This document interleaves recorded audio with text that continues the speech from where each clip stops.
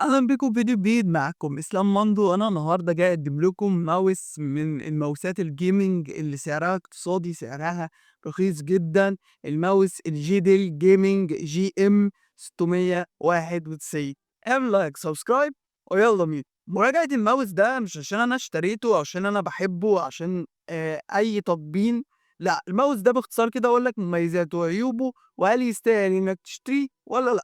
تعال اقول لك في الاول كده مواصفات الماوس. وزن الماوس خفيف 97 جرام، اما بقى حجم الماوس 120 في 74 في 40 مللي. نوع الكابل بتاعنا يو اس بي عادي، اما بقى نوع الحساسيه عندنا اوبتيكال 603 اي بي. تعال بقى باختصار كده اقول لك مميزاته. اهم حاجه عندنا في الاول كده حساسيه الدي بي اي، عندنا من اول 1200 لحد 3600، تقدر تغيرها زي ما انت عايز. إضاءة الار جي بي بتاعتنا مميزة جدا وبتتغير كل شوية.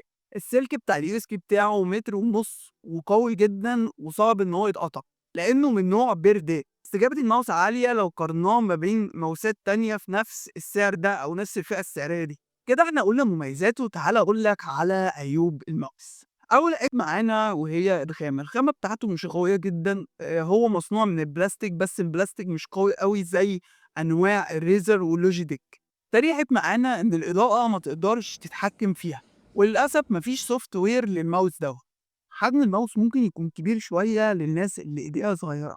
اخر عيب معانا مفيش دي بي اي انديكيتور، يعني لو حبيت اغير الدي بي اي مفيش حاجه توضح لي انا على دي بي اي كام، على 1200 ولا على 2400. مفيش حاجه بتوضح النقطه دي او اشاره بتوضح لي الحته دي. انا بفضل ادوس على زرار الدي بي اي واشوف انا الماوس هيناسبني على انهي سرعه.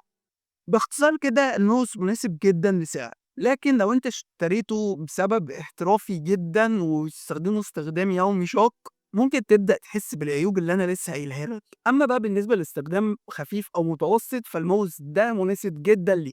لو حابب اقول لك عن بدائل ماوس او ماوسات اقترحها عليك فيا ريت تقول لي في كومنت تحت. الماوس ده سعره تقريبا على امازون 250 جنيه. انا وصلت نهايه الفيديو، متنساش تعمل لايك سبسكرايب، واحب اقفل الفيديو بكلمه لا اله الا الله.